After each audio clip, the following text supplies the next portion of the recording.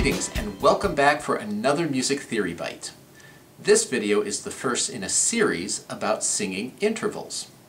In this video, we're going to cover the basic method that we're going to use for singing all of our intervals, as well as the specific application of that method to ascending major seconds, major thirds, and perfect fifths, and descending minor seconds and perfect fourths. Before you dive into this video, make sure you take a look at two other videos in this series. First, you're going to want to know the theory behind intervals in general. I cover that in a video on spelling intervals. Second, the method calls for you to be able to sing scale degrees in a key, and I cover that in a video called Singing Scale Degrees in the Major Mode. Make sure you take a look at those first, because they both contain information that you will need in order to be successful with this video. Before we begin, another quick word about syllables. I'm going to go back and forth between using scale degree numbers and traditional solfege syllables like do, re, mi. All the examples that I put up will be labeled with both, so make sure you're paying attention to the correct labels. Use the system that makes the most sense to you or the one that your teacher requires. So if you're ready, let's begin. Let's start by talking about process. So you're sitting in your theory class and the teacher plays a note on the piano and calls on you to sing a major third up. What do you do? Well, I recommend a methodology that I call TPOTS. That stands for theory, plan, tonic, scale degrees. We're actually going to use this methodology for most tonal structures that we're going to sing. Why? Because it takes advantage of how your brain naturally processes music, making it the most efficient way to sing tonal structures correctly. So let's get started with the first T. T stands for theory. With all structures, start by understanding the theory behind them. If you don't know what you're going to sing, how can you possibly sing it? You can learn the basic theory about spelling intervals in my video on that subject. For actually singing them, however, there's a little more information that you need to know that I didn't cover in that video. That is the component scale degrees that go into each interval. You'll see why in the next step, which is the plan. The plan for singing all of our intervals is the same and involves the last two letters of our process map, the other T and the S. The plan is this. T stands for tonic. Know where tonic is. If you know where tonic is, you can sing and recognize just about anything. S stands for scale degrees. Know what scale degrees you need to sing and sing those scale degrees in the tonic that you have set up or implied. That's what the other video I recommended, Scale Degrees in the Major Mode, covers. It teaches the unique sounds and energies of each scale degree so that you can hear them more easily, and hearing them is the first step in singing them. So let's see how this works with each of the intervals that we're going to focus on today. Let's start with the ascending major second. First, in our TPOTS methodology comes theory. Now, the bit of information that I didn't tell you in the video on spelling intervals is the most important for singing them, and that is knowing what scale degrees create those intervals. So in this case, if I were to take a major scale and find all of the major seconds that occur in that major scale, I'm going to find them between scale degrees 1 and 2, or do and re, 2 and 3, or re and mi, 4 and 5, or fa and sol, 5 and 6, or sol and la, and 6 and 7, or la and ti. Major seconds also show up in several places in the minor mode, but we don't need those for singing these, especially if we're doing them out of context. Now, we're going to choose one of those major seconds and use that combination of scale degrees to sing our interval. Typically, I'll use the one that's either easiest to hear or the one that shows up most frequently in real music. In the case of a major second, I will typically use scale degree 1 going up to scale degree 2 in the major mode. So the pitch that I have been given, I'm going to treat as tonic. So if my teacher were to give me this pitch, do, the first thing I would do is, using my T-POTS methodology, working my plan, the second T stands for tonic. I need to know where tonic is. Since I'm singing scale degrees 1 up to 2, the pitch that I've been given is scale degree 1. It is tonic. So what I'm going to want to do next is make sure that I'm comfortably in that key. And I can do that either by singing a scale, a chord progression, or all of my scale degree patterns. I'm going to choose to sing all of my scale degree patterns. And it sounds like this. Do, re, do, mi, re, do, fa, mi, do, sol, mi, do, la, sol, mi, do, ti, do, ti, do, ti, do, sol, do. Now I feel confident that I'm in the key. Next, I'm going to sing the component scale degrees. So I'm going to sing do, followed by re. Do, re, followed by the quality and size of the interval. Major second, and I just sang a good major second. Let's apply that same methodology to the ascending major third. Theory. I know that major thirds occur in 3 places in the major scale, between scale degrees 1 and 3, 4 and 6, and 5 and 7. All other thirds in the major scale are minor thirds. Next, I'm going to pick the one that I think will be the easiest to hear, or the one that shows up more frequently in real music, and that's going to be scale degree 1 up to scale degree 3.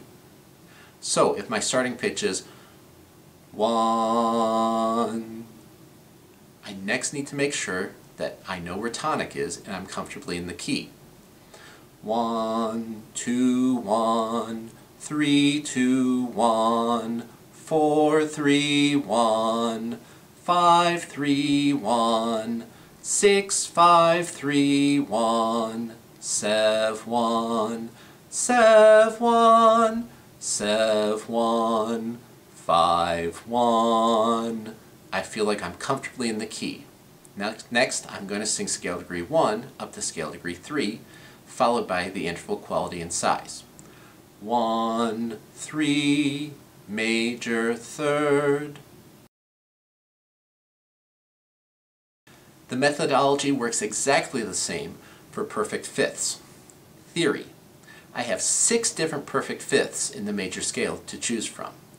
I can go scale degree 1 to scale degree 5, scale degree 2 up to scale degree 6, scale degree 3 up to scale degree 7, scale degree 4 up to scale degree 1, scale degree 5 up to scale degree 2, or scale degree 6 up to scale degree 3.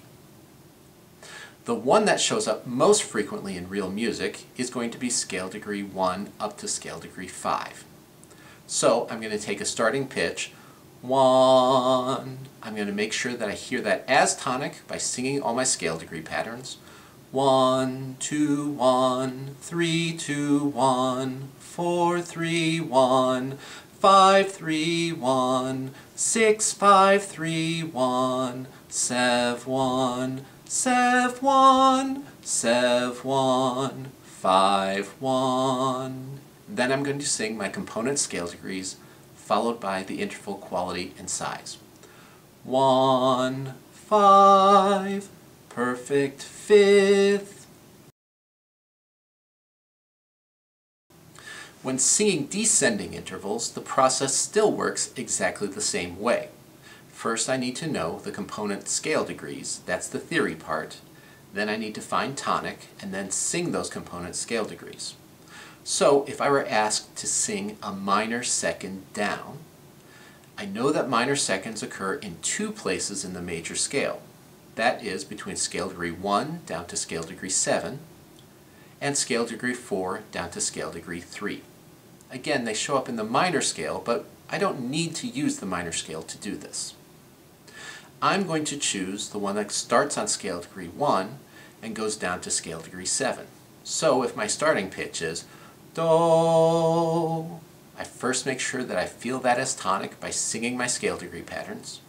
Do, re, do, mi, re, do, fa, mi, do, sol, mi, do, la, sol, mi, do, ti, do, ti, do, ti, do, sol, do.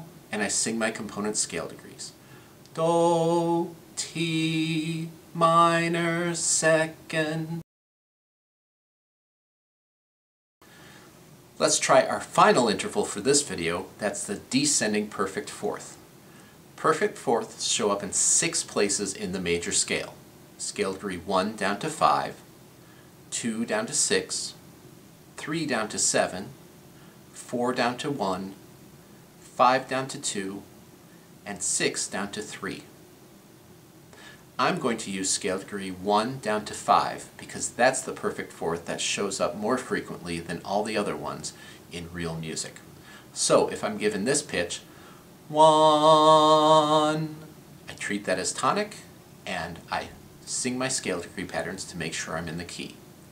1, 2, 1, 3, 2, 1, 4, 3, 1, 5, 3, 1, 6, 5, 3, 1, 7, 1, 7, 1, 7, 1, 5, 1. I sing my component scale degrees. 1, 5, perfect fourth. Now you may be wondering why I don't have you just learn a song for each interval like many music theory teachers have you do.